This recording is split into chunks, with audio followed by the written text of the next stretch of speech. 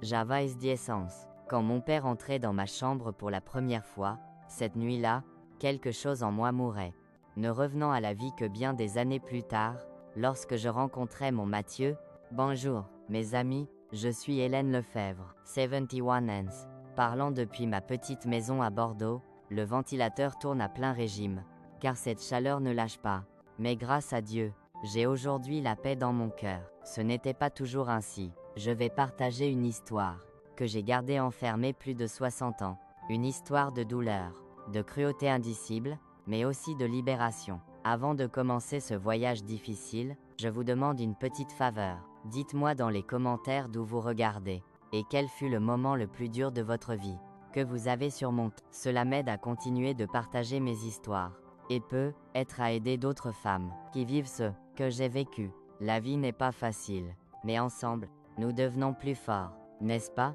Je suis né en 1954 dans une petite cabane en bois à Castres, en Occitanie. Ma mère, que Dieu ait son âme, était une femme fragile, atteinte de tuberculose. Elle passait plus de temps alitée qu'en mouvement. Mon père, Étienne, travaillait dans les champs, cultivant du blé et du tabac. Il était respecté dans la communauté, allait à l'église chaque dimanche, sa Bible sous le bras, un homme pieux, disaient les voisins. S'ils savaient la vérité. Nous étions 4 enfants. J'étais l'aîné, suivi de 2 garçons. Et enfin ma petite sœur. Dès mon jeune âge, j'assumais des responsabilités d'adulte. Avec ma mère malade, je tenais la maison, faisais la cuisine, lavais le linge à la rivière, veillais sur mes jeunes frères et ma sœur. J'avais à peine le temps d'être une enfant. Je me souviens que mon père me regardait différemment. Un regard qui me glaçait l'estomac. Une peur que je ne pouvais expliquer. Attenance, je comprenais pourquoi. C'était une nuit de forte pluie. Le genre qui faisait fuir le toit en bois. Ma mère était emmenée en ville. Elle avait une forte fièvre. Mes frères dormaient ensemble sur un tapis de paille au sol. J'avais un petit coin séparé, un espace divisé par un rideau en chintz cousu par ma mère. Je me réveillais au son du rideau s'ouvrant. C'était mon père, sentant le torboyau. Je pensais qu'il venait demander à réchauffer de la nourriture, comme parfois, quand il rentrait tard. Mais non, reste silencieuse. Hélène, tu es presque une femme maintenant. C'est qui se passait cette nuit-là, et tant d'autres après, je ne peux le décrire en mots. La douleur, la honte, le dégoût, la peur, tout se mêlait dans un puits sombre dans ma poitrine.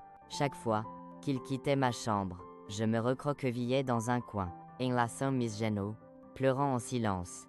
Pour ne pas réveiller mes frères, j'essayais de le dire à ma mère une fois, un jour, où elle allait mieux, et se levait. Maman, papa me fait des choses. Elle me giflait avant que je finisse. Ne répète jamais ça. Veux-tu me tuer de chagrin? Veux-tu que tout le monde sache que la fille d'Étienne est une menteuse, qui invente des histoires sur son père? Je n'essayais plus. J'apprenais à vivre dans cet enfer, jour après jour, année après année. Je devenais une fille silencieuse, gardant les yeux baissés. À l'école, quand j'y allais encore, je restais dans un coin, ne jouais pas avec les autres enfants. En moi, il n'y avait qu'un grand vide. À 14 ans, ma mère décédait. La tuberculose emportait le peu de force qu'elle avait. À l'enterrement, pendant que tous pleuraient, je ressentais un désespoir différent. Ma mère, même malade, même ne me croyant pas, était une présence limitant mon père. Sans elle, que deviendrais-je? C'était pire que je n'imaginais. Sans ma mère comme témoin, mon père devenait plus audacieux, plus cruel. Ce n'était plus seulement la nuit, and sacred, mais quand il voulait. Et si je résistais, mes jeunes frères et ma sœur en payaient le prix. Si ce n'est pas toi, ce sera ta petite sœur, disait-il. Et moi, pour protéger cet enfant de 5 ans, je me soumettais à l'horreur. Je commençais à penser à fuir, mais où? Je n'avais pas de proches, pas d'argent, personne à qui faire confiance. Les gens du village admiraient mon père, pensaient qu'il était un pauvre veuf, élevant seul 4 enfants. Une institutrice demandait pourquoi je manquais tant de cours, pourquoi j'étais toujours triste. J'essayais de lui donner des signaux, de dire que les choses n'allaient pas à la maison. Elle parlait à mon père, qui expliquait que j'étais rebelle, ingrate, inventant des histoires à cause de la mort de ma mère. L'institutrice ne me regardait plus jamais pareil. Les années passaient dans ce martyre quotidien. À 16 ans, je pensais sérieusement à me tuer. J'avais même une corde J'allais au vieux chêne derrière la maison. Mais quand le nœud était fait, j'entendais ma petite sœur m'appeler. Je ne pouvais l'abandonner. Qui la protégerait si je n'étais plus là? C'est à cette époque que je rencontrai Mathieu. Il venait de Bordeaux pour travailler à la construction d'une route reliant notre communauté au comté voisin. C'était un bel homme, fort, avec un sourire facile. Environ 10 ans plus âgé que moi, nous nous croisions au marché. Quand je vendais du pain de maïs pour aider aux dépenses, mademoiselle, ce pain semble délicieux. Donnez-m'en 5. Je lui tendais sans lever les yeux, habitué à ne regarder aucun homme. Mon père avait une jalousie maladive, disant que j'étais à lui seul. Et si je parlais à un homme, la punition était terrible. Mais Mathieu était différent. Il restait là, mangeant le pain lentement, m'observant. Ce n'était pas un regard de convoitise, comme les autres hommes, mais curieux, comme s'il cherchait à résoudre un mystère. Tu es toujours si silencieuse. Ou c'est juste avec moi? Je donnais un demi-sourire maladroit, regardant mes pieds. Je suis juste comme ça. Eh bien, j'ai pensé qu'il y a beaucoup d'histoires derrière ces yeux tristes. Je levai les yeux. Surprise. Personne n'avait remarqué ma tristesse avant, ou s'il l'avait fait, il prétendait ne pas voir. Mathieu commençait à venir au marché chaque dimanche, achetant toujours mon pain, restant un peu plus pour discuter. Au début, je répondais à peine, pregnant, que quelqu'un le dise à mon père, mais peu à peu, je m'ouvrais. Il me parlait de la grande ville, des lieux qu'il avait vus, de son rêve d'avoir un jour son atelier de mécanique. Et moi, sans m'en rendre compte, je commençais à rêver aussi. Un jour, il demandait pourquoi je portais toujours des chemises à manches longues, même sous la chaleur. Je baissais les yeux, ne sachant quoi dire. La vérité était que je cachais les marques des doigts de mon père, qui avait serré mon bras fort la veille. Je brûle facilement au soleil. Mathieu ne disait rien, mais je voyais dans ses yeux qu'il ne me croyait pas. La semaine suivante, il m'apportait un cadeau, une petite fiole d'arnica. Pour les bleus, disait-il simplement. Ça aide à guérir plus vite. J'étais sans voix. Comment savait-il? Était-ce si évident? Après presque 2 mois de rencontres au marché, Mathieu m'invitait à me promener pour voir le tronçon de route où il travaille là. Je refusais immédiatement, terrifié. Je ne peux pas. Mon père. Ton père n'a pas besoin de savoir. Tu mérites un moment de joie, Hélène. J'acceptais finalement, disant à la maison que j'allais chercher de l'eau à l'étang, que je prendrais un peu plus de temps. Pour la première fois, je faisais quelque chose pour moi, quelque chose qui me donnait du plaisir. Nous marchions le long de la nouvelle route, sentant l'odeur de la terre humide, écoutant les oiseaux. Mathieu racontait des histoires amusantes, me faisait rire, comme je n'avais pas ri depuis des années. Revenam. Il prenait ma main. C'était un geste simple, mais qui faisait battre mon cœur. Un contact doux, respectueux, si différent des mains rudes de mon père. Hélène, quelque chose ne va pas chez toi, n'est-ce pas? Je m'arrêtais, la peur revenant fort. J'allais nier, comme toujours, mais quelque chose dans son regard, l'inquiétude sincère, la gentillesse, brisait les murs autour de mon secret. Mon père, il me fait des choses. Depuis que je suis petite, les mots sortaient en sanglots, entre des larmes que je ne pouvais plus retenir. Pour la première fois, je racontais tout. Comment ça avait commencé, comment personne ne me croyait, comment il menaçait mes frères et ma sœur. Si je résistais, Mathieu écoutait en silence, son visage s'assombrissant. Quand je finissais, je tremblais, certaine qu'il me jugerait, penserait que j'étais sale, abîmée, mais il m'enlaçait. Une étreinte forte, protectrice, qui me faisait me sentir en sécurité pour la première fois depuis des années. Je vais te sortir de là, Hélène. Je te promets, personne ne te fera plus de mal. Bien. À cet instant, je n'y croyais pas vraiment. J'avais entendu des promesses avant. L'institutrice, qui disait aider. La voisine, qui soupçonnait, mais ne faisait rien. Pourquoi cet homme, qui me connaissait à peine, serait différent? Mais Mathieu tenait parole. La semaine suivante, il arrivait au marché avec une proposition qui changeait ma vie. Viens avec moi à Bordeaux. Ma tante peut t'accueillir. Jusqu'à que nous nous marions. Mariés? Demandai-je, pensant avoir mal entendu. Oui, mariés. Si tu veux, bien sûr. Je sais que c'est rapide, que nous nous connaissons à peine, mais je sens que Dieu t'a mise sur mon chemin pour une raison. Je ne peux pas te laisser dans cette maison un jour de plus. J'étais sans voix. Le mariage était quelque chose que je n'avais jamais imaginé pour moi. Je pensais toujours que j'étais trop abîmée, trop sale pour qu'un homme me veuille comme épouse. Et voilà cet homme bon, offrant non seulement une évasion de l'enfer, mais une chance pour une nouvelle vie. Mais il y avait un problème, qu'il ne comprenait pas, je ne peux pas laisser mes frères, et ma sœur, surtout ma petite sœur. Si est pars, mon père pourrait lui faire ce qu'il me fait. Oni. Mathieu réfléchissait un instant. Quel âge ont tes frères et ta sœur? Les garçons ont 12 et 10 ans, la petite a 7 ans, et ça que fait ton père? Je secouai la tête, honteuse. Je pensais que les garçons soupçonnent. Parfois ils me regardent, comme s'ils s'excusaient de ne pas pouvoir aider. La petite ne comprend rien. Grâce à Dieu. Mathieu prenait une profonde inspiration. Il y a de la place pour tous chez ma tante. Si nous pouvons tous vous sortir de là, viendras-tu avec moi? Mon cœur bondissait presque, c'était plus que je n'avais jamais rêvé. Non seulement m'échapper, mais emmener mes frères et ma sœur, les garder en sécurité. Mais comment? Mon père ne permettra jamais. Il nous poursuivra. Il nous tuera. Laisse-moi m'en occuper. Je trouverai un moyen. Hein? Pendant 2 semaines, nous planifions tout en secret. Mathieu parlait avec sa tante à Bordeaux, réunissait de l'argent pour les billets de bus, obtenait même des documents pour que les garçons s'inscrivent à l'école en ville. Le plan était de s'échapper à l'aube, quand mon père serait trop ivre pour remarquer avant le lever du jour. Mais le destin avait d'autres plans. 3 jours, avant l'évasion prévue, mon père me surprenait, parlant à Mathieu sur le chemin de l'étang. J'étais allé chercher de l'eau, et l'avais rencontré exprès pour finaliser les détails. Nous ne voyions pas mon père approcher.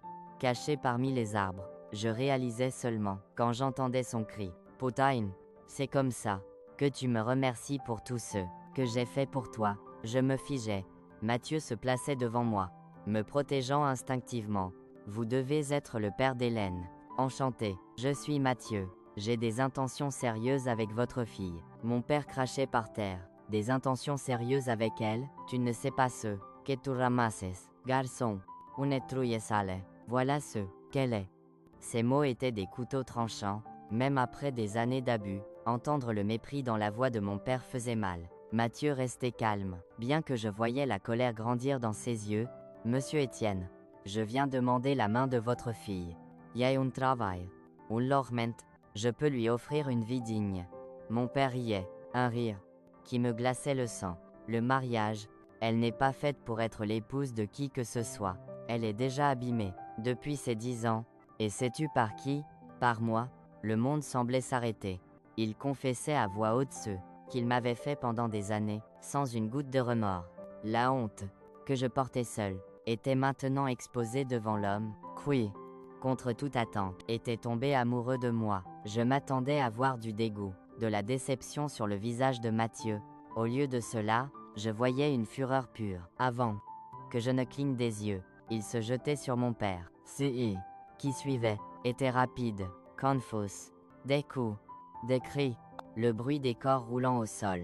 Mon père était fort, endurci par le travail des champs, mais Mathieu était plus jeune, porté par une colère juste, qui semblait décupler sa force. Quand c'était fini, mon père gisait, le visage ensanglanté, respirant difficilement. Mathieu se tenait debout, les phalanges écorchées, mais le regard ferme. « Va chercher tes frères et ta sœur, nous partons aujourd'hui. » Oise, je courais à la maison, le cœur battant dans la gorge. J'expliquais rapidement au garçon que nous devions partir, que c'était notre chance pour une meilleure vie. Il comprenait immédiatement, aidait à rassembler le peu que nous avions. Ma petite sœur pensait que c'était une aventure. Ryan, pendant que je l'habillais à la hâte, nous sortions par la porte arrière, avec rien d'autre que nos vêtements, et un sac en toile avec quelques habits. Mathieu nous attendait sur la route, dans une charrette empruntée à un ami. Nous mentions tout, regardant une dernière fois la maison, qui était notre prison pendant tant d'années. Nous prenions le premier bus pour Bordeaux le lendemain matin. Pendant tout le trajet, je tenais la main de Mathieu, croyant à peine que c'était réel, que j'étais enfin libre. Mes frères et ma sœur regardaient par la fenêtre, émerveillés par les nouveaux paysages, avec la promesse d'une vie sans peur. La tante de Mathieu nous accueillait à bras ouverts. C'était une dame veuve aux cheveux blancs, au sourire doux, vivant seule dans une maison simple, mais confortable, dans le quartier des Chartrons à Bordeaux. Elle nous regardait, 4 enfants effrayés aux vêtements usés, et ne posaient aucune question. Elle montrait les chambres, servait une soupe chaude, disant que nous pouvions rester aussi longtemps que nécessaire, que ma nouvelle vie commençait. 2 semaines après notre arrivée, Mathieu et moi nous marions dans une cérémonie simple au tribunal. Pas de robe blanche, pas de fête, pas d'invités. Sauf sa tante, et mes frères et sœurs. Mais il y avait de l'amour, de l'espoir, et surtout, de la sécurité. Mathieu trouvait un emploi dans un atelier de mécanique, comme il rêvait. Je m'occupais de la maison, et de mes frères et sœurs, qui commençaient l'école. Peu à peu, je commençais à guérir. Les blessures physiques guérissaient vite, mais celles de l'âme prenaient bien plus de temps. Les premières semaines, je me réveillais, en criant la nuit, pensant être dans cette chambre sombre, avec mon père traversant le rideau. Mathieu me tenait, me calmait patiemment, attendant que la terreur passe. Il ne me forçait jamais, ne demandait jamais les devoirs d'époux dont d'autres femmes se plaignaient. Il attendait que je sois prête, que j'apprenne, que le toucher peut être doux, que l'amour n'a pas à faire mal. 1 an après notre évasion, nous apprenions que mon père était mort. Il avait tant bu qu'il tombait dans un ravin en rentrant du magasin. Se brisant le cou, je ne ressentais rien, ni soulagement, ni tristesse, ni colère. C'était comme s'il était déjà mort pour moi le jour où nous traversions la frontière du comté vers notre liberté. Avec Mathieu, je découvrais un amour que je ne pensais pas mériter. Un amour patient, respectueux, qui ne demandait pas, ne faisait pas mal, ne humiliait pas. Un amour qui m'apprenait que j'avais de la valeur, que mon corps m'appartenait, que je méritais d'être heureuse. Et pendant de nombreuses années, j'étais vraiment heureuse. Nous avions 3 beaux enfants, élevés avec amour et respect. Mes frères et ma sœur grandissaient, étudiaient, construisaient leur propre vie. L'ombre de mon père s'éloignait, comme un cauchemar perdant sa clarté avec le temps.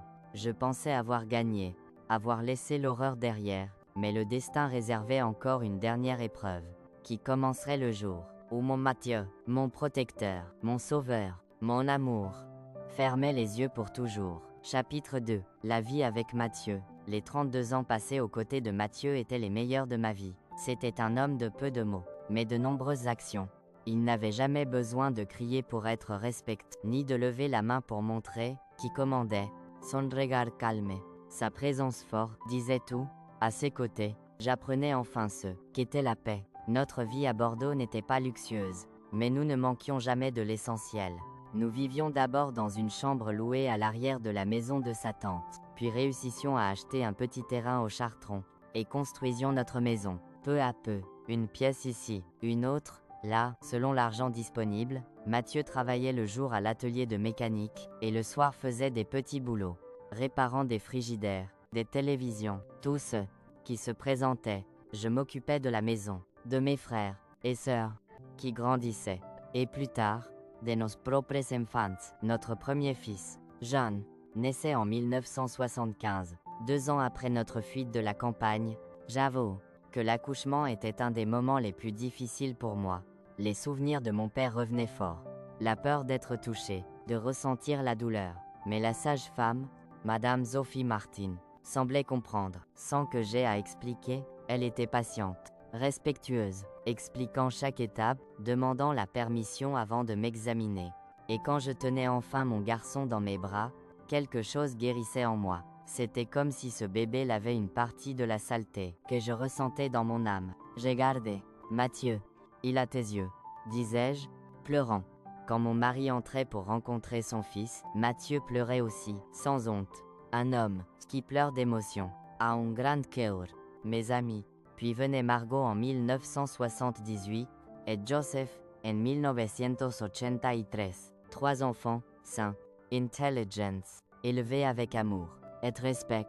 Je faisais toujours attention à écouter ce qu'ils avaient à dire, à respecter leurs espaces, leur corps. Mathieu était un père présent, joueur, ferme quand nécessaire, mais jamais violente. Pas même une petite tape, pas même un pincement. Ceux qui frappent pour éduquer n'apprennent aux enfants qu'à résoudre les problèmes par la violence, disait-il. Mes frères et ma sœur prospéraient aussi. Les garçons finissaient leurs études, obtenaient de bons emplois, s'amariaient, me donnaient des neveux et nièces. Ma petite sœur, celle que je craignais le plus de laisser derrière, devenait enseignante. Elle était la première de la famille à entrer à l'université. Quand je la voyais recevoir son diplôme, en toge, et tout, je me disais, ça en valait la peine. Tout en valait la peine. Le temps passait, la vie s'améliorait graduellement. Mathieu réussissait à ouvrir son propre atelier de mécanique en 1988, l'atelier Fournier. Petit, plus un garage qu'autre chose, mais c'était le sien, le rêve réalisé. Au début des années 90, avec les enfants déjà grands, je reprenais même les études, terminant le lycée. Puis suivant un cours de couture industrielle, je commençais à travailler dans une usine de vêtements, fier d'apporter aussi de l'argent à la maison, d'avoir mon indépendance. Nos enfants grandissaient, étudiaient plus que nous. Jean devenait infirmier, Margot étudiait l'éducation. Joseph se spécialisait en mécanique, comme son père, à 20, que je ne m'en rende compte. Nous marions, nos enfants, devenions grands-parents. Mathieu vieillissait, comme elle vivait, avec dignité, sans perdre sa force, ni sa gentillesse. À 60 ans, il travaillait encore à l'atelier tous les jours. Maintenant aux côtés de Joseph, les cheveux blancs, et les rides ne le rendaient que plus beau à mes yeux. Chaque ligne sur son visage racontait une histoire de lutte, de dépassement, d'amour.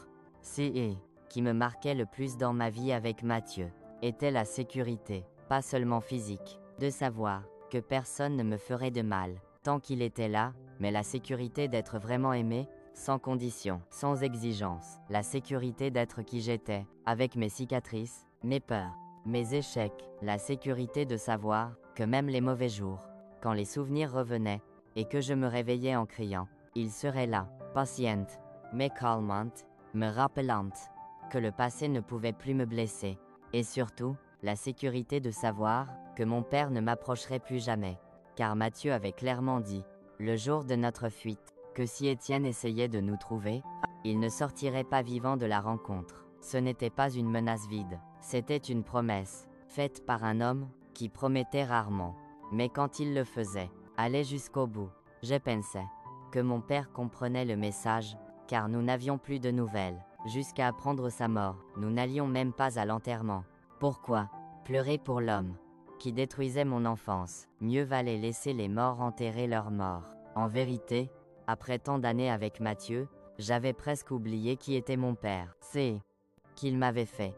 Les souvenirs revenaient dans des cauchemars occasionnels, mais ils n'avaient plus le même pouvoir sur moi. J'étais guéri, ou du moins, c'est que je pensais. C'était en mars 2007 que tout changeait. Mathieu avait 73 ans, j'en avais 53. Nous planifions une petite fête pour notre 34e anniversaire de mariage, rien de grandiose, juste la famille réunie dans la cour, un barbecue, de la musique, des petits-enfants courant partout. Mathieu travaillait encore à l'atelier, moins d'heures, plus à superviser qu'à se salir les mains. Ce mardi-là, il partait tôt, comme toujours, m'embrassait sur le front, disant qu'il serait de retour pour le déjeuner. Je me souviens encore de son odeur, un mélange d'eau de Cologne et de café. Il était heureux, car il avait obtenu une pièce rare pour une vieille voiture qu'il restaurait comme loisir. Aujourd'hui, je vais faire ronronner cette vieille Peugeot. Femme, disait-il, excité. Midi, 13H, 14H. Mathieu ne rentrait pas. Je commençais à m'inquiéter. Il n'était jamais en retard. Sans prévenir, j'appelais l'atelier, mais c'était Joseph, notre fils, qui répondait, disant que son père était sorti chercher une pièce, et n'était pas revenu. C'est alors que le téléphone sonnait. C'était de l'hôpital universitaire de Bordeaux, le plus grand hôpital public. Êtes-vous lié à Mathieu Fournier? Demandait la voix au bout du fil. Le monde s'arrêtait. Je ressentais un frisson dans l'estomac. Cette terrible sensation, qui vient avant une nouvelle, qui change tout. Je suis sa femme. Que s'est-il passé? Votre mari a eu un accident. Un camion a perdu ses freins dans une descente, et a percuté plusieurs voitures. Il est dans un état critique.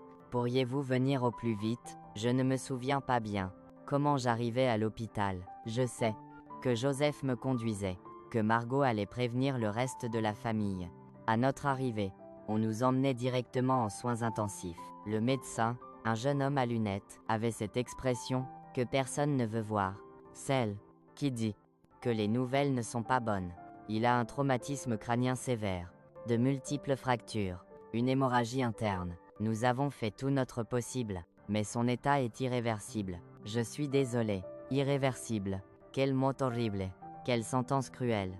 Comment quelque chose peut-il être irréversible? Toute notre vie, nous courons après réparer, améliorer, refaire. Quand ça ne va pas, et soudain, un médecin dit qu'il n'y a pas de réparation, que c'est fini, que mon Mathieu, mon refuge sûr, mon amour, s'en va, et que je ne peux rien faire. J'entrais en soins intensifs, comme dans un cauchemar. Mon Mathieu était là, plein de tubes, des machines bipantes, le visage gonflé, méconnaissable. Je prenais sa main, encore chaude. Je parlais à son oreille. Lui disais que j'étais là, que je l'aimais, qu'il devait se battre. Mais une partie de moi savait déjà que ce n'était plus mon Mathieu. C'était juste son corps, une coquille, comme une maison vide. Après le départ de l'habit, l'essence, l'esprit, l'âme s'en allait déjà, disant adieu. Nous restions là, mes enfants, et moi. Pendant des heures, les petits-enfants arrivaient, ses frères, des amis de l'atelier. Mathieu était aimé, respecté, la salle d'attente se remplissait de gens venant apporter du soutien, partager des histoires, pleurer ensemble. À 20h43, son cœur s'arrêtait, c'était fini, mon Mathieu était parti. Les jours suivants étaient un flou de douleur. La veillée, les condoléances, les démarches, l'enterrement, tout semblait se passer à des kilomètres. Comme si je regardais la vie de quelqu'un d'autre. Je ne pouvais pas pleurer. J'étais engourdi, gelé à l'intérieur. Ce n'est qu'en rentrant dans la maison vide, en m'allongeant dans notre lit, sentant son odeur sur l'oreiller, que le barrage cédait. Je pleurais, comme je n'avais jamais pleuré. Pas même dans les pires nuits de mon enfance. C'était un pleur différent. Pas de peur, ou de désespoir, mais d'une perte profonde. D'un vide, qui semblait sans fin. Comment vais-je vivre sans toi? Demandai-je au plafond, au fantôme, au silence de la maison. Comment vais-je continuer? Je ne recevais pas de réponse, pas cette nuit-là, ni dans les nombreuses qui suivaient. Les premiers mois étaient les pires. Chaque coin de la maison apportait un souvenir. Chaque objet avait une histoire avec lui. Le fauteuil, où il s'asseyait pour regarder les nouvelles. Les outils dans la pièce arrière, sa tasse préférée sur l'étagère de la cuisine. Tout me faisait mal. Tout me rappelait qu'il ne reviendrait pas. Mes enfants essayaient d'aider, venaient me voir, m'emmenaient chez eux. Moi ici à Savoie, qu'ils avaient leur propre vie, leur famille, je ne pouvais pas m'accrocher à eux, comme à Mathieu. Et peut-être que je ne voulais pas. Une partie de moi espérait encore me réveiller et découvrir que tout était un cauchemar, qu'il était là, ronflant à mes côtés, comme toujours. C'est une de ces nuits sans sommeil, presque 6 mois après l'accident, que je recevais un appel qui changeait tout à nouveau. C'était un numéro inconnu, et il était déjà 23 h. Je pensais ne pas répondre. Qui appellerait à cette heure? Mais quelque chose me faisait décrocher. Bonjour, Hélène. C'est Tony, le cousin au second degré de ton père. J'ai eu ton numéro avec difficulté. Ta sœur me l'a donné. Après beaucoup d'insistance. Ma sœur. Que voulait cet homme avec elle? Avec moi. Que veux-tu? Mon père est mort il y a des années. Yes, je sais. Et je suis désolé d'appeler ainsi. Mais ton oncle Gérard est mort hier, le frère de ton père. Nous faisons la veillée chez lui, près de Castres. Je pensais que tu voudrais savoir. Hi, Gérard, un nom que je n'avais pas entendu depuis des décennies, un homme que je connaissais à peine, vu parfois lors des fêtes du 14 juillet, quand j'étais enfant. Je ne ressentais rien pour lui, ni bien, ni mal. Merci de m'avoir prévenu. Mais je ne pourrais pas venir. Je vis loin, j'ai des engagements. Je comprends. Je pensais juste que tu devais savoir. Ton père et ton oncle étaient en froid depuis des années, mais au fond, ils étaient frères. Non, le sang, c'est le sang. Le sang, c'est le sang. Quelle phrase vide, mensongère. Le sang ne signifiait rien. Quand mon propre père m'abusait pendant des années, le sang ne l'arrêtait pas de détruire mon enfance. Merci pour l'information. Bonne nuit. Je raccrochais, ressentant un étrange malaise. Pourquoi cet appel m'affectait-il tant? Pourquoi parler de mon père, même après tant d'années, causait encore ce frisson dans l'estomac, cette oppression dans la poitrine? Parce que Mathieu n'était plus là. Parce que, pour la première fois en plus de 3 décennies, j'étais sans protection, seul. C'est cette nuit-là, regardant le plafond sombre de la chambre, qu'une idée commençait à se former, une idée folle, peut-être, mais qui ne me lâchait pas. Peut-être était-il temps de retourner là, bas, d'affronter les fantômes, de fouler à nouveau cette terre, pas pour l'oncle, que je connaissais à peine, mais pour moi, pour prouver que cet endroit et ses souvenirs n'avaient plus de pouvoir sur moi. Le lendemain, j'appelais ce Tony, demandant des détails de la veillée. Ce serait à la ferme de mon oncle, à environ 30 km de la campagne, où j'avais grandi. L'enterrement serait le lendemain au cimetière du village. Je disais que j'essaierais de venir, sans m'engager. Mes enfants trouvaient cela insensé. Quand je leur disais « Maman, ça n'a aucun sens. Tu connaissais à peine cet oncle. Pourquoi te donner tant de mal ?» questionnait Margot. Je ne pouvais expliquer correctement. Comment dire que ce n'était pas pour l'oncle, mais pour quelque chose de plus profond, de plus personnel, que j'avais besoin d'affronter cet endroit une dernière fois. Maintenant adulte, femme accomplie, plus la fille terrifiée, qui fuyait il y a tant d'années. Je finissais par y aller seule. Je prenais un bus pour Castres un jeudi matin, avec un petit sac à dos, et le cœur lourd. Le trajet durait presque 3 heures, chaque kilomètre me rapprochant du passé, que j'essayais tant d'oublier. En descendant à la gare de Castres, l'odeur de la terre, la couleur du ciel, tout semblait étrangement familier, comme si le temps n'avait pas passé. Je prenais un taxi jusqu'à la ferme de mon oncle. À l'arrivée, la ferme était pleine de gens, des personnes que je n'avais pas vues depuis des décennies, certaines que je ne reconnaissais plus. On m'accueillait avec surprise. Quelques embraçades maladroites, des regards curieux. C'est Hélène, la fille d'Étienne, entendais-je quelqu'un chuchoter. Celle qui s'est enfuie avec un homme de la ville. Yanze. Le cercueil était dans le salon, entouré de bougies et de fleurs sauvages. Mon oncle semblait serein, comme s'il dormait. Je faisais le signe de la croix, murmurais une brève prière, ne ressentant rien au-delà d'un vague respect pour la mort. C'est alors que je sentais un frisson dans la nuque. Cette vieille sensation d'être observé. Je me tournais lentement, et il était là, pas mon père, mort et enterré depuis des années, mais quelqu'un avec ses yeux, son menton, sa façon de se tenir dans un coin, observant, mon cousin Adrien, fils de mon oncle Gérard. Il devait avoir près de 60 ans maintenant. Et dans ses yeux, je voyais quelque chose qui me faisait déglutir difficilement. Le même regard de prédateur que mon père, à cet instant, yes sa voice, que je n'étais pas venu pour rien.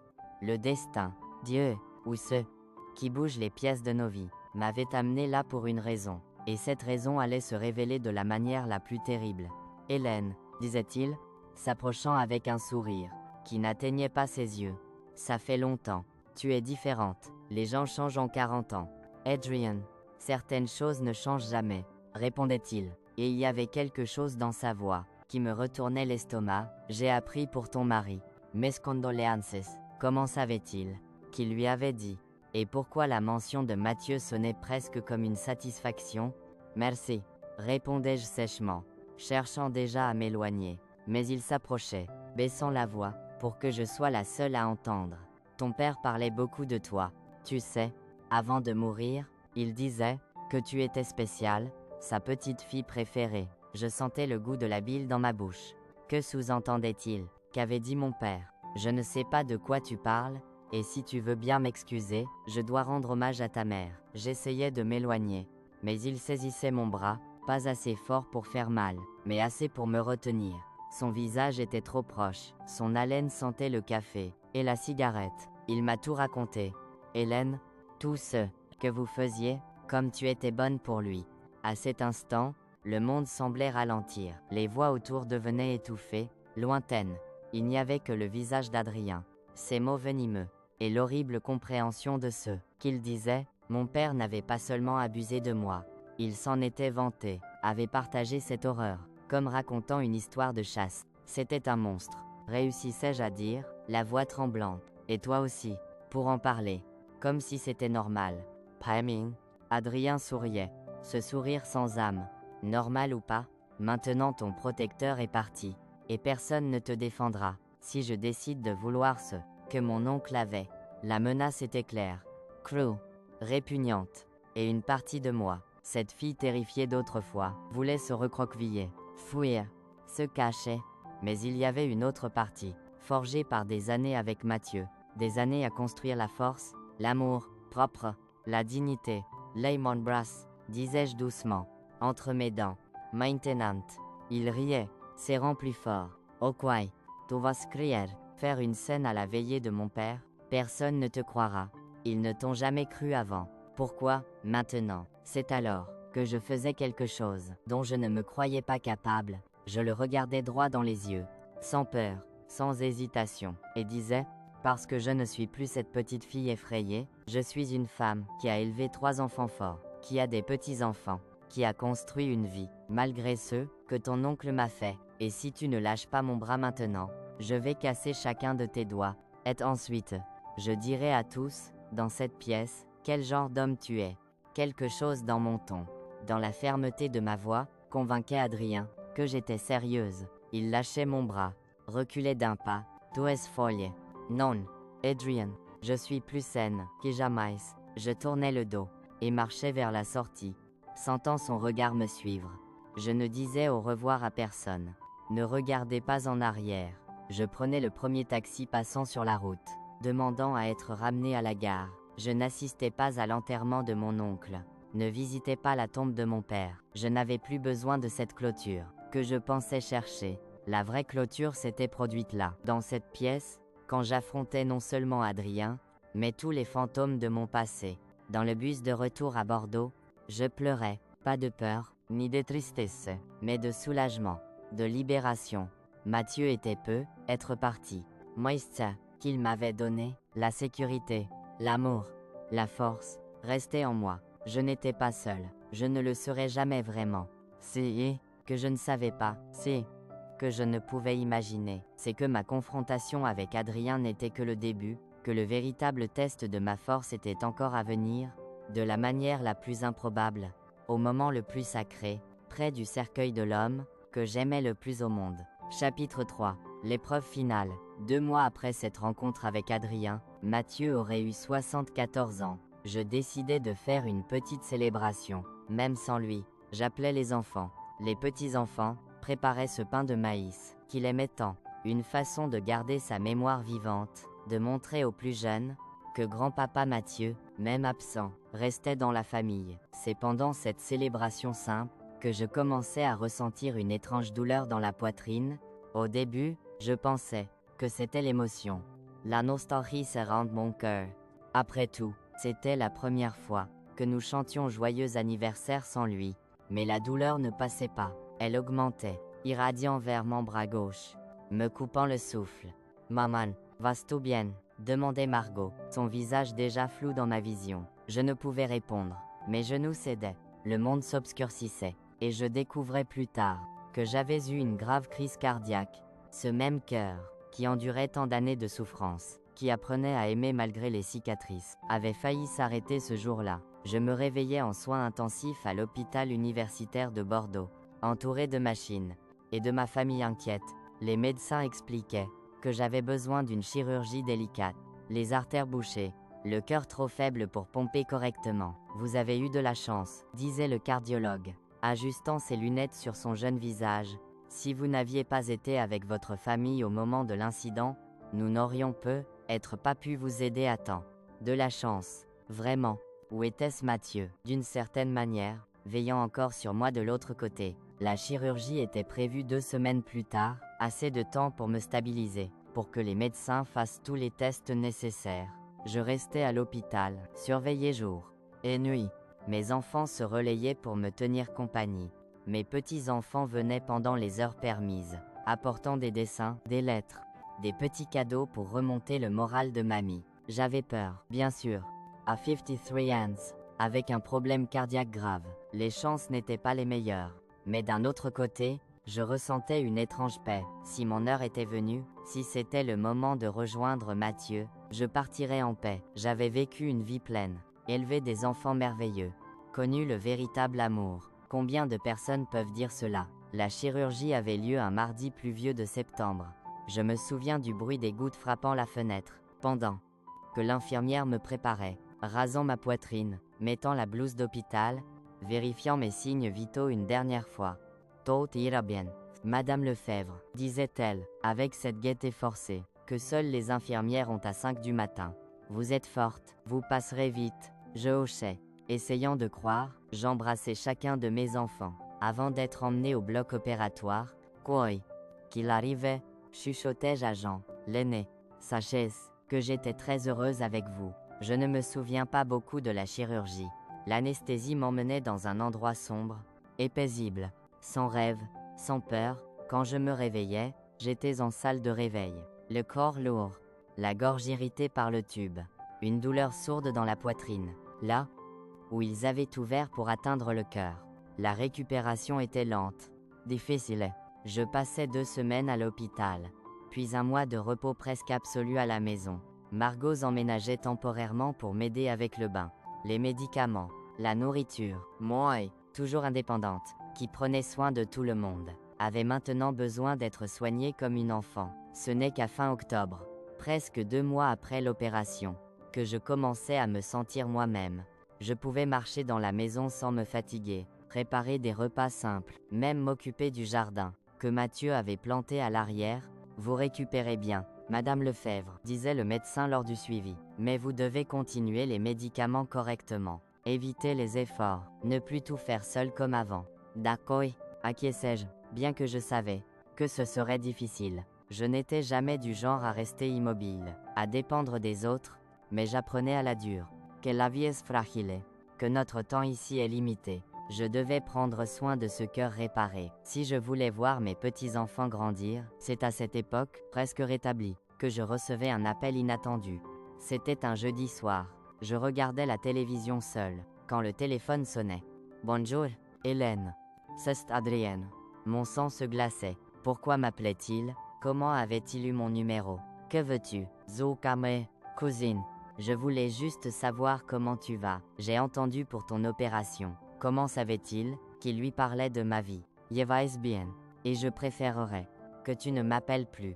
Hélène, écoute, je voulais m'excuser pour ce qui s'est passé à la veillée de mon père. J'étais nerveux, bouleversé par la perte. J'ai dit des choses que je n'aurais pas dû. Sa voix semblait différente, plus douce, presque repentante. Mais quelque chose me donnait encore des frissons. D'accord, tu es pardonné. Maintenant, si tu permets, attends. Interrompait-il. Avant que je ne raccroche, je viens à Bordeaux la semaine prochaine. Pour affaires, je pensais passer voir comment tu vas. Nous sommes famille. Après tout, nous ne sommes pas famille. Adrian, plus maintenant. Et je ne veux pas de ta visite. Il y avait un silence à l'autre bout. Et quand il parlait à nouveau, la fausse douceur avait disparu. Tu penses pouvoir m'éviter pour toujours. Bordeaux n'est pas si grand. Je sais où tu vis. Je sais pour tes enfants, tes petits-enfants. Tôt ou tard, nous nous reverrons. C'était une menace, claire, directe, indéniable. Si tu t'approches de ma famille, j'irai à la police. Il riait, un son sec sans humour. Et dire quoi? Que ton cousin t'a menacé. Avec quelle preuve? Ne sois pas naïve. Hélène, tu sais comment ça marche. Je raccrochais, les mains tremblantes, le cœur récemment opéré battant trop vite, causant une douleur aiguë. Je respirais profondément, essayant de me calmer. Il bluffait, essayait de m'effrayer. Je ne pouvais pas lui laisser ce pouvoir sur moi. Mais les jours suivants, la paranoïa grandissait. Je commençais à voir la voiture d'Adrien à chaque coin, son visage dans chaque homme passant sur le trottoir. Je ne disais rien à mes enfants, ne voulant pas les inquiéter, ne voulant pas ramener l'horreur de mon passé dans leur vie. Ils savaient que j'avais fui jeune, que mon père était un mauvais homme, mais je ne leur avais jamais raconté les détails, jamais expliqué la véritable nature de ce mal. Une semaine après l'appel, Jean venait me voir avec une nouvelle, qui changeait tout. « Maman, il faut parler », disait-il, s'asseyant à côté de moi sur le canapé. « C'est à propos de papa. » Mon cœur se serrait, chaque fois que nous parlions de Mathieu. La douleur de la perte revenait fraîche, comme si c'était hier.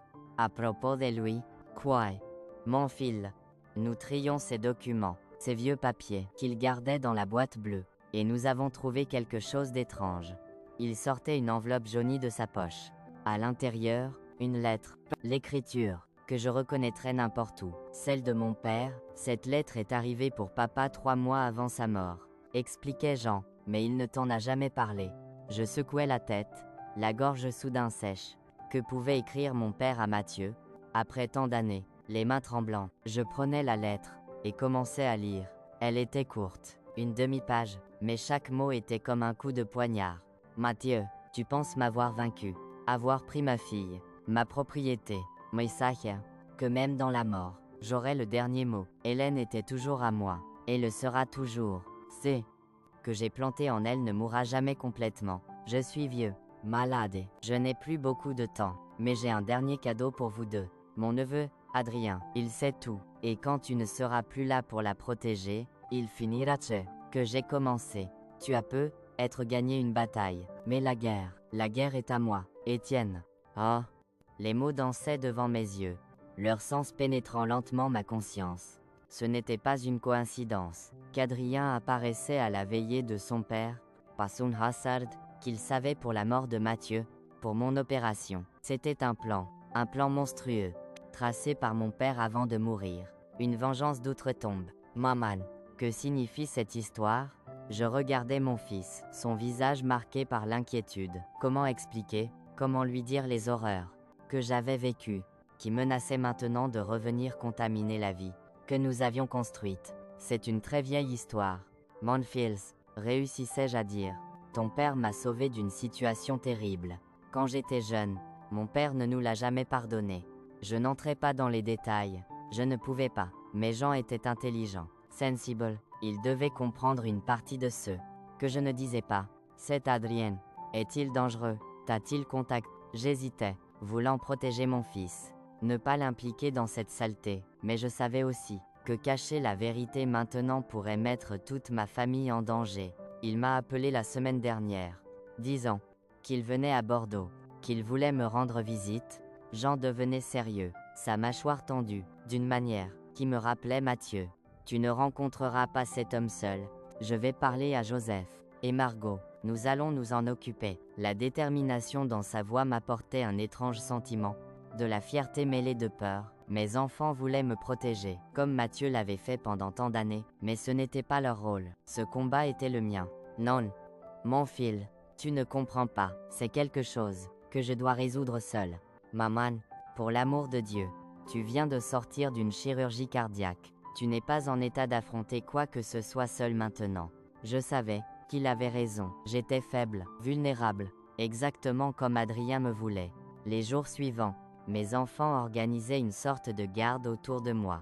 Ils ne me laissaient jamais seul. Installaient un nouveau système de sécurité à la maison. Changeaient les serrures. Engageaient un jeune homme pour surveiller la rue la nuit.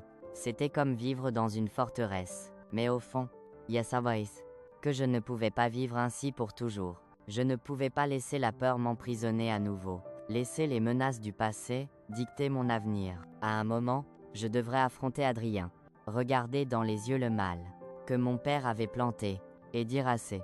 Cette opportunité venait plus tôt que prévu, et d'une manière que je n'aurais jamais pu anticiper.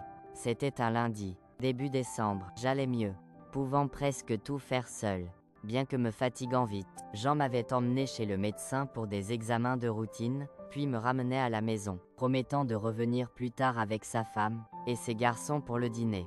J'étais seul depuis moins d'une heure.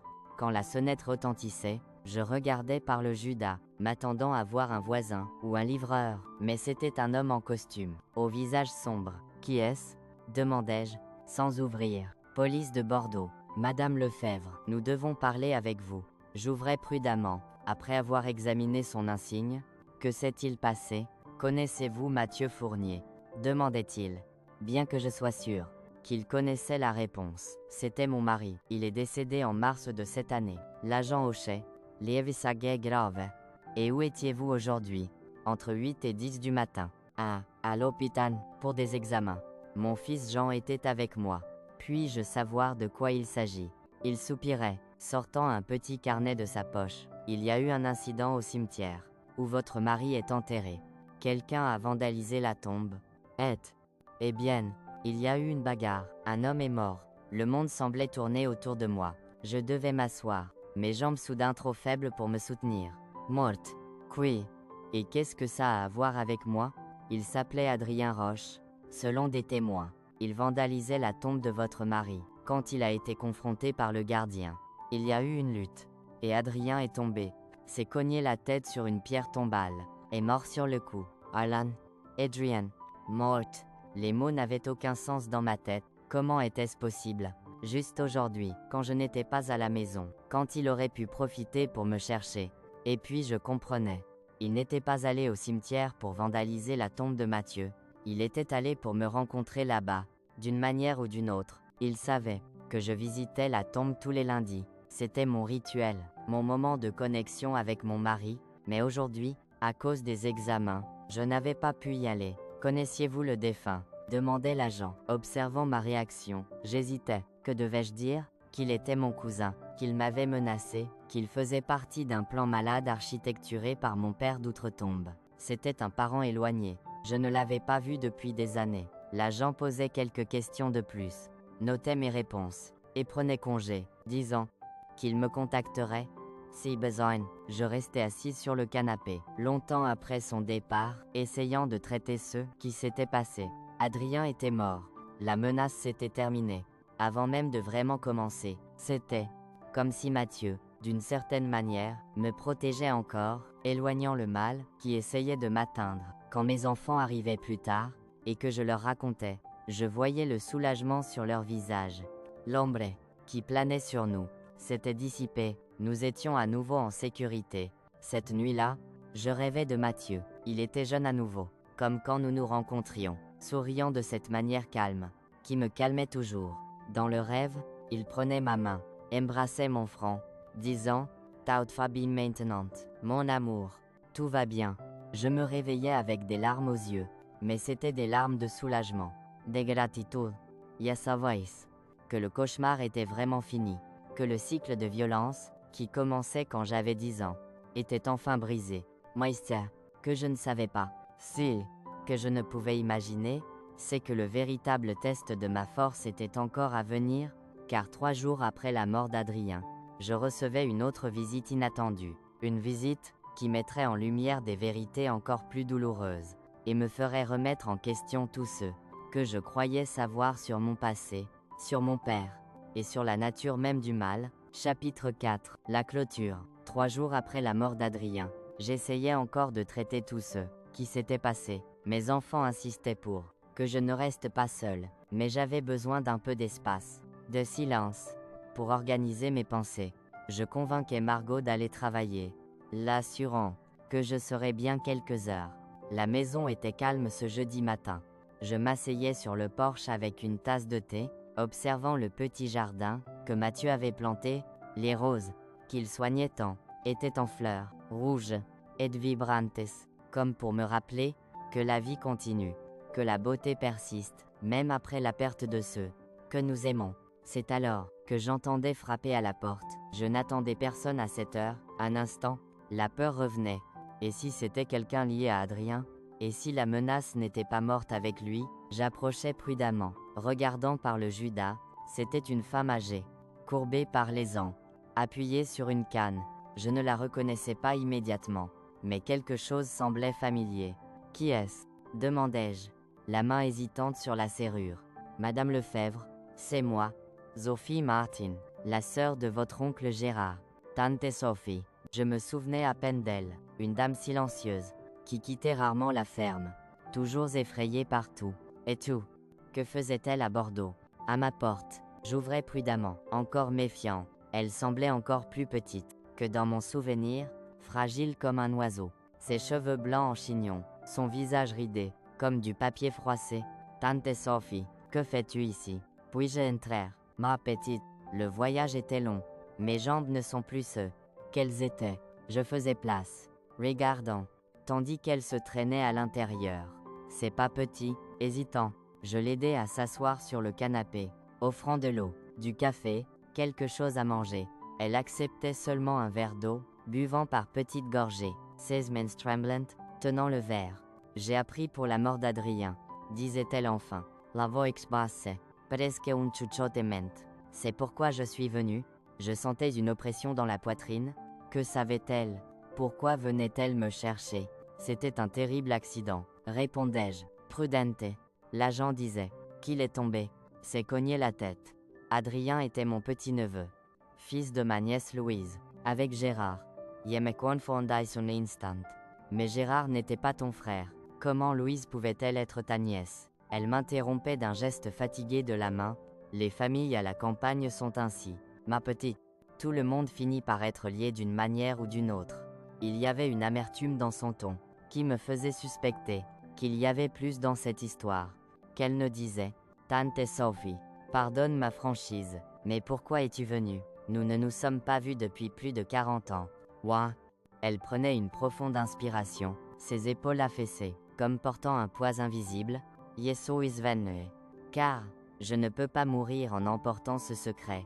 Je suis venue, car tu mérites de connaître la vérité sur ton père, sur Étienne.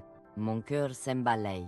Après tant d'années, je pensais savoir tout ce qu'il fallait sur mon père, qu'il était un monstre, un prédateur, qui détruisait mon enfance. Quelle autre vérité pouvait-il y avoir? Mon père est mort il y a longtemps. Tante. Si. Qu'il m'a fait est aussi resté dans le passé. Elle secouait lentement la tête, ses yeux pleins d'une vieille tristesse. Non, ma petite. Si. Qu'il t'a fait commencer bien avant ta naissance. C'est une histoire de mal, qui passe de génération en génération. Comme une maladie. Je m'asseyais, soudain faible. Quelque chose dans sa voix, dans l'intensité de son regard, me disait, qu'est-ce que j'allais entendre, changerait à jamais ma compréhension de mon histoire. Ton père, Étienne, était le fils de mon frère aîné, Jules. Commençait-elle, sa voix gagnant en force, à mesure que l'histoire se déroulait. Jules était un homme cruel. Violent, il battait sa femme, ses enfants, et faisait des choses dont personne ne parlait ouvertement à l'époque. Elle faisait une pause, comme pour rassembler son courage. Il abusait de ses propres filles, de la même manière qu'Étienne l'a fait avec toi plus tard. Yang Jiang. La révélation me frappait comme un coup. Mon grand-père, un homme que je n'avais jamais connu, était comme mon père. L'horreur que je vivais n'avait pas commencé avec moi. Comment ça est-ce? Qu'a fait mon père? Demandai-je, la voix tremblante. Tout le monde savait. Hélène. Personne ne parlait, mais tout le monde savait. C'est ainsi dans les familles. Certaines choses étaient ignorées, balayées sous le tapis, surtout quand elles impliquaient des hommes puissants, comme ton grand-père, le plus grand propriétaire terrien de la région. Je sentais une colère grandir en moi, pas seulement pour ceux que j'avais souffert, mais pour savoir que des gens, comme tante Sophie, savaient et ne faisaient rien. Et personne n'a aidé, personne n'a rien fait. Elle baissait les yeux, honteuse. J'ai essayé une fois, quand j'ai réalisé ce qui se passait avec toi. J'ai parlé à ta mère, l'ai avertie qu'Étienne suivait les traces de son père. Elle m'a chassé de la maison, disant que j'étais une vieille folle, inventant des histoires. Je me souvenais de ma mère, toujours malade, toujours fragile, toujours niant l'évidence, préférant croire que sa fille mentait, plutôt que d'affronter la monstruosité de son mari. Ta mère était aussi une victime. À sa manière, continuait tante Sophie. Quand elle a épousé Étienne, elle ne savait pas dans quoi elle s'engageait. Quand elle l'a découvert, elle était déjà piégée, avec de jeunes enfants, sans nulle part où aller. Ça ne justifiait pas qu'elle ne m'ait pas protégée, répondais-je, plus durement que voulu. Non, ça ne justifiait rien. Rien ne le justifie. Ah. Tante Sophie soupirait profondément. Maïste, que je suis venue te dire, concerne ce qui s'est passé après ta fuite. Elle racontait alors comment mon père devenait fou, découvrant que j'avais fui avec Mathieu, comment il jurait de se venger, buvait encore plus, devenait violent avec mes frères et ma sœur. Tes jeunes frères ont fini par être envoyés dans un pensionnat à Toulouse, par l'intervention du curé de la paroisse. Ta petite sœur, eh bien, elle est partie vivre avec une tante du côté de ta mère. Et mon père? Demandai-je, craignant la réponse. Il devenait obsédé par l'idée de te retrouver, de s'avenger. Il dépensait le peu d'argent qu'il avait, embauchant des gens pour te chercher. Quand il apprenait que tu étais à Bordeaux, il venait même ici quelquefois, mais ne te trouvait jamais. Un frisson me parcourait, pendant que je construisais ma nouvelle vie avec Mathieu. Mon père me traquait dans les rues de Bordeaux. Combien de fois était-il proche, sans que je sache? Mais le pire, continuait tante Sophie, c'était ce qu'il faisait avec Adrien. Ton cousin n'était qu'un garçon. Quand ton père commençait à empoisonner son esprit, il racontait des histoires terribles, des mensonges sur toi, sur comment tu l'avais séduit, puis fui avec un autre homme. Il plantait dans ce garçon une haine malade, une obsession. Voilà pourquoi, murmurai-je, me souvenant du regard d'Adrien à la veillée, des insinuations, des menaces. Il croyait vraiment que moi, que mon père et moi, Adrien grandissait en entendant que tu étais une dette à recouvrer, qu'un jour, quand ton père ne pourrait plus, ce serait sa responsabilité de finir le travail. Étienne transformait ce garçon en une extension de son propre mal. Alain, les larmes coulaient maintenant. Pas pour moi, mais pour Adrien, qui aurait pu être n'importe quoi, avoir une vie normale, transformé en instrument de vengeance, en continuation d'un cycle d'abus. Mais il y a autre chose que tu dois savoir, Hélène, quelque chose que j'ai découvert récemment. Après la mort de Gérard, elle ouvrait son sac usé, en sortait une enveloppe jaunie. À l'intérieur, une lettre, l'écriture, que je reconnaissais immédiatement, celle de mon père. J'ai trouvé ça parmi les affaires de Gérard, datée de 3 semaines avant la mort d'Étienne. Les mains tremblantes, je dépliais le papier. C'était une longue lettre adressée à Adrien. Dedans, mon père expliquait exactement comment me trouver, m'approcher, me détruire. Les détails étaient si précis, si cruels, que je pouvais à peine continuer, mais c'était le dernier paragraphe qui gelait vraiment mon sang. Quand le moment viendra, ne perds pas de temps avec elle. La vieille n'en vaut pas l'effort. C'est qui compte, ce sont ses petits-enfants. La fille surtout, elle a l'âge qu'avait Hélène quand j'ai commencé. Continue la tradition. Et souviens-toi, ça ne s'arrête pas avec toi. Trouve un autre pour continuer. Quand tu ne pourras plus, c'est ainsi que nous assurons que notre héritage ne meurt jamais. Yanko, je laissais la lettre tomber. Horrifié, ce n'était pas juste à propos de moi, ça ne l'était jamais. Il s'agissait de perpétuer l'abus, génération après génération, de transformer l'horreur que je vivais en une tradition malade, qui ne finirait jamais. Pourquoi? Comment sais-je? La voix défaillant. Pourquoi me montrer tout ça maintenant? Tante Sophie prenait mes mains dans les siennes, ses doigts noueux serrant les miens, avec une force surprenante. Parce que tu dois comprendre le mal que tu as affronté, parce que tu dois savoir qu'est-ce qui est arrivé à Adrien au cimetière. N'était ni coïncidence, ni accident. C'était la fin d'une chaîne, qui aurait pu continuer pendant des générations. Que veux-tu dire? Que dis-tu? Jadis, qu'Adrien n'est pas allé au cimetière pour vandaliser la tombe de ton mari. C'était parce qu'il savait que tu serais là, comme tous les lundis. Et ce n'était pas le gardien qui l'a confronté. Elle faisait une pause, ses yeux fixés sur les miens. C'était ton mari, Hélène, Mathieu. Pendant un instant, je pensais ne pas avoir bien entendu, ou que tante Sophie était sénile. Confuse. Tante. Mon mari est mort, il y a 9 mois. Oui. Mais ton fils est né. Louis. Ne l'est pas. Jean. N'est-ce pas? Il ressemble beaucoup à son père. La même taille, la même carrure, de loin. Portant le chapeau, que ton mari mettait toujours, la compréhension me frappait comme un éclair. Jean. Mon fils. Savait pour les menaces, avait lu la lettre de mon père, avait compris le danger qu'Adrien représentait, pas seulement pour moi, mais pour toute la famille, pour ses propres filles. Il était là, Hélène, attendant Adrien, habillé comme son père. Les témoins, qui ont vu de loin, qui ont parlé à la police, pensaient que c'était le gardien, car il portait des vêtements sombres. Mais c'était ton fils, protégeant sa mère, comme son père l'aurait fait. Ouais. Comment sais-tu tout cela? Parce que j'étais là aussi, répondait-elle simplement. J'ai suivi Adrien depuis Castres. Yassavoïsta, qu'il prévoyait de faire, je voulais l'arrêter, d'une manière ou d'une autre, me racheter pour ne pas t'avoir aidé, quand tu étais enfant. Elle décrivait alors comment elle voyait tout se passer depuis une tombe à proximité. Comment Adrien arrivait, armé, comment il attendait, caché, comment Jean le surprenait par derrière. La lutte, qui suivait, était brève, violente. Adrien glissait, frappait sa tête sur une pierre tombale en marbre, mourait sur le coup, avant que Jean ne réalise la gravité du coup. Ton fils s'est enfoui. Avant que quiconque n'arrive, je suis resté. J'ai appelé à l'aide, raconté l'histoire du gardien. Personne n'a questionné. Une vieille femme confuse. Un homme mort dans un accident. Affaire classée. Je restais silencieuse. Essayant de traiter tout cela, mon fils avait tué un homme pour me protéger, avait tout risqué, sans liberté, son avenir, sa famille. Pour moi, que dois-je faire maintenant? Tante Sophie, dois-je lui parler? Aller à la police. La vieille dame secouait lentement la tête. C'est, qui est fait? Est fait? Adrien a choisi son chemin. Ton fils a protégé sa famille. La police a déjà classé l'affaire comme un accident. Parfois, Hélène, Le silence est la plus grande miséricorde que nous puissions offrir. Vai. Elle se levait avec difficulté, refusant mon aide.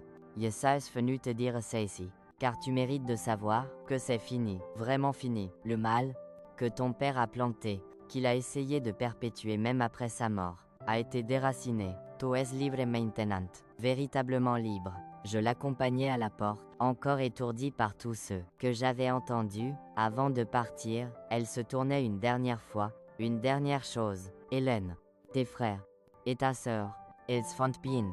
Les garçons ont leur propre famille maintenant. Ta sœur est directrice d'école à Toulouse. Ils n'ont jamais soutien qui doit traverser. C'est que ton père a fait. Peut-être est-il temps de renouer, de guérir cette partie de ton histoire aussi. Après son départ, je m'asseyais à nouveau sur le porche.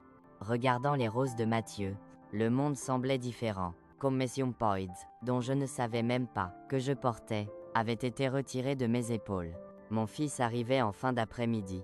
Comme toujours, pour vérifier si j'allais bien, je le regardais avec des yeux nouveaux. Passer les mains mon garçon, mon aîné, Maison Home, qui avait fait l'impensable pour protéger sa famille. Je voyais en lui le même regard déterminé que Mathieu, la même force silencieuse, le même sens inébranlable de la justice. Je ne mentionnais ni Adrien, ni le cimetière, ni la visite de tante Sophie.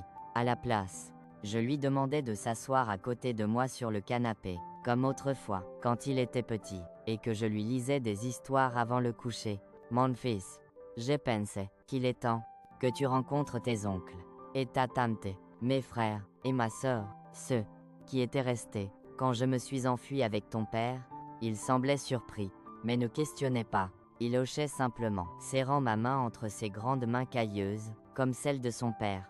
Tout c'est que tu veux, maman, je suis là pour te soutenir. Yann.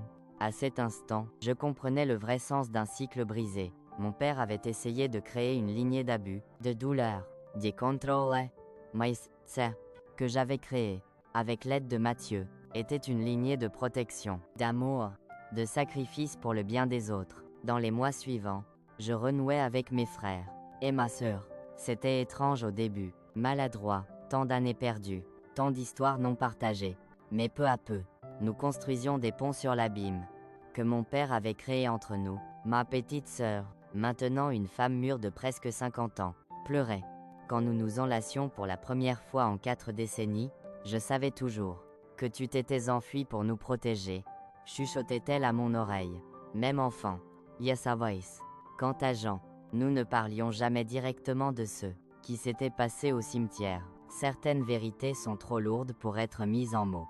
Mais dans le sous-texte de nos regards, dans les silences partagés, il y avait de la compréhension, de la gratitude, du pardon, pas pour l'acte lui-même, qui était protecteur, mais pour le fardeau qu'il porterait toujours d'avoir pris une vie, même celle de quelqu'un qui voulait nous faire du mal. Chapitre 5. Cycle complete. La vie a une drôle de façon de nous surprendre. Quand on s'y atteint le mois, après avoir renoué avec mes frères et ma sœur, et découvert la vérité sur Adrien, je pensais que mon histoire était terminée, du moins la partie douloureuse, qu'à partir de là, ce ne serait que des jours paisibles, regardant mes petits-enfants grandir, profitant de la vieillesse avec la paix que j'avais si durement conquise. Mais le destin réservait encore un dernier chapitre, un chapitre qui commençait par un après-midi de mars 2008, exactement un an après la mort de Mathieu. J'étais allé au cimetière, comme chaque lundi, pour apporter des fleurs fraîches sur sa tombe. Ce n'était plus une visite de deuil, mais presque une conversation avec un vieil ami. Je racontais les nouvelles de la semaine, les progrès des petits-enfants, les petites joies quotidiennes. Ce jour-là, j'avais apporté des roses de notre jardin, qui continuaient à fleurir, comme si Mathieu était encore là pour les soigner. C'est alors que je remarquai une femme debout à quelques mètres, m'observant. Elle était jeune, probablement dans la trentaine, mince, cheveux noirs attachés en une queue de cheval simple, quelque chose en elle semblait familier, que je ne pouvais identifier immédiatement. Quand je finissais mes prières, et me tournais pour partir, elle s'approchait, elle marchait hésitante, comme quelqu'un qui n'est pas sûr de continuer. « Madame Lefebvre ?» demandait-elle, la voix tremblante. Je hochais, prudente, après tous ceux que j'avais traversés. J'avais appris à être méfiante avec les étrangers, qui connaissaient mon nom. Je m'appelle Clara Bisset. Le nom de famille faisait battre mon cœur. Bisset. Un nom que je ne reconnaissais pas immédiatement, mais qui semblait lié à Adrien. Es-tu lié à Adrien Roche? Demandai-je, cherchant instinctivement une issue. Elle baissait les yeux, comme si le nom causait de la honte. Il était mon père. Je sentais le sang se glacer dans mes veines. La fille d'Adrien, là devant moi. Avait-il empoisonné son esprit aussi? Était-elle là pour continuer ce que son père n'avait pas fini? Que veux-tu de moi? Demandai-je, plus durement. Que voulus? Je suis venu demander pardon, répondait-elle, levant des yeux pleins de larmes.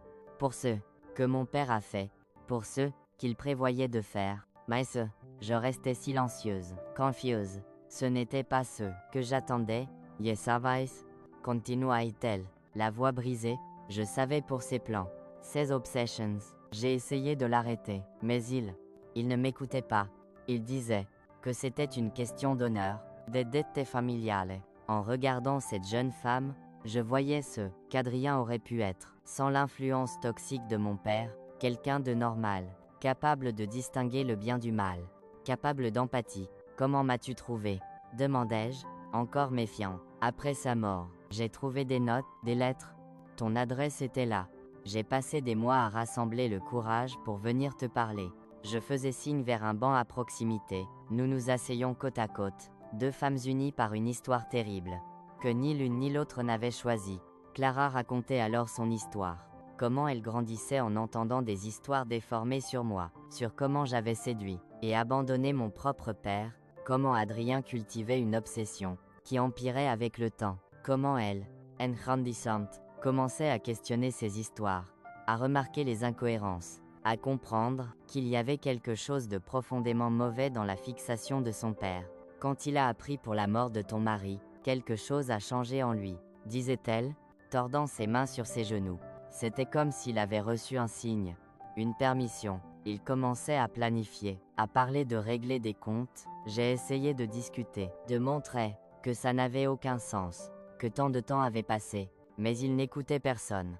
Oh, je ressentais un mélange d'émotions, pendant qu'elle parlait, de la pitié pour elle, pour avoir grandi avec un tel père, de la colère contre Adrien, pour n'avoir pas su briser le cycle, comme je l'avais fait, et un étrange soulagement, réalisant que sa fille avait rejeté la haine, avait choisi un autre chemin.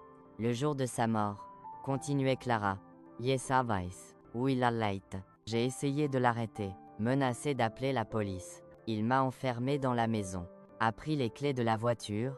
Quand j'ai réussi à sortir et à atteindre le cimetière, il était trop tard. Elle faisait une pause, prenant une profonde inspiration, comme pour rassembler son courage. Vous sais, qui s'est passé, Madame Lefebvre? J'ai vu ton fils là-bas, j'ai vu la lutte, j'ai vu quand mon père est tombé. Je me crispais immédiatement. Était-ce une menace voilée? Savait-elle que ce n'était pas un accident, que ce n'était pas le gardien? Je ne suis pas là pour causer des problèmes, ajoutait-elle rapidement, remarquant ma peur. Au contraire, je suis venue m'assurer que tu saches que le secret est en sécurité avec moi. Ton fils a fait ce qu'il devait pour protéger la famille. Mon père a choisi son chemin. Les larmes coulaient sur son visage, silencieuse. Plus que cela, je suis venue briser ce cycle une fois pour toutes. J'ai une jeune fille, 5 ans. Je ne veux pas qu'elle grandisse avec cette haine, avec cette obsession. Je veux qu'elle soit libre de cette horrible histoire. Je regardais cette jeune femme, assez courageuse pour rejeter l'héritage de haine de son père, pour chercher la guérison, pas seulement pour elle, mais pour la prochaine génération. Et quelque chose s'ouvrait en moi, un dernier nœud de méfiance et de peur, dont je ne savais même pas que je portais encore. Ton père n'est pas né monstre, disais-je, me surprenant moi-même avec ces mots. Il a été façonné ainsi, façonné par mon père, qui à son tour était façonné par son père.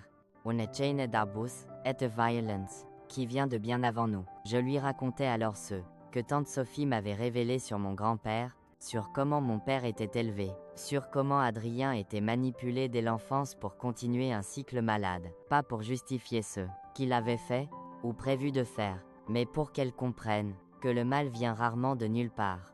Il est cultivé, nourri, transmis, comme un héritage empoisonné. L'important, concluai-je, c'est que tu as choisi différemment. Tu as regardé cet horrible héritage, et dit non, c'est là, demande un courage. Que peut-on? Clara souriait à travers ses larmes. Je n'avais pas le choix, quand ma fille est née, et que je l'ai tenue dans mes bras pour la première fois, yes advice, que je ferais tout pour la protéger, y compris la protéger de son propre grand-père, si nécessaire. Hein? À cet instant, je voyais que nous étions plus liés que je ne l'imaginais, deux mères, déterminées à protéger leurs enfants, deux forcées à prendre des décisions difficiles par amour, deux luttant pour briser une chaîne que nous n'avions pas créée, mais qui menaçait de nous entraîner. Ta fille a de la chance de t'avoir comme mère, disais-je, serrant sa main, et tes enfants et petits-enfants ont de la chance de t'avoir, répondait-elle. J'ai une dernière chose à te donner. De son sac, elle sortait une enveloppe jaunie. Dedans, plusieurs lettres écrites par mon père au fil des ans, adressées à Adrien, pleines de haine, de plans de vengeance, d'instructions détaillées sur comment me trouver, me faire du mal. Je les ai trouvées cachées dans sa chambre. Après sa mort, j'ai pensé que tu devrais les avoir, pour les brûler, les détruire, faire ce que tu penses être le mieux. Je prenais l'enveloppe, les mains tremblantes, le dernier lien physique avec mon père, la dernière preuve de son mal calculé, merci, était tout ce que je pouvais dire. Nous nous disions adieu là, au cimetière, deux branches différentes du même arbre familial tordu, toutes deux déterminées à redresser nos propres branches, à s'assurer que les prochaines feuilles poussent saines, libres de l'ombre empoisonnée du passé. Cette nuit-là, dans la cour de ma maison, une petite feu. Une à une, je brûlais les lettres de mon père, regardant les mots de haine se transformer en cendres et en fumée.